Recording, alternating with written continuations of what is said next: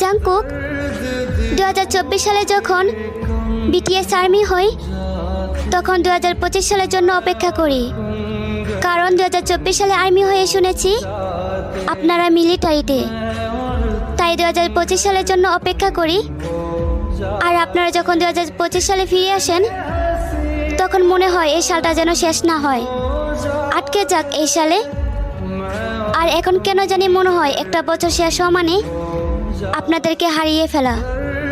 জানি না সে নিকৃষ্ট দিনে কি হবে, যেদিন হাজারো প্রজাপতির চোখের পানি দেখো আমার রাজাদের মন গলবে না, হয়তো থাকতে চাইবে কিন্তু বাস্তবে হারিয়ে যাবে। তারপর এক কালবৈশাখী জ্বরের মতন 7টি রানী এসে বলবে এই 7টি রাজা শুধু একান্তই তাদের। সেদিন হয়তো শুধু দেখবো কিন্তু বলতে পারবো না তারা আমাদের। জানো জাংকুক, আমারও চাই আপনারা বিয়ে করে সুখে থাকেন, কিন্তু এই বেহায়া মন বলে আমাদের হয়ে থেকে গেলে কি এমন হতো।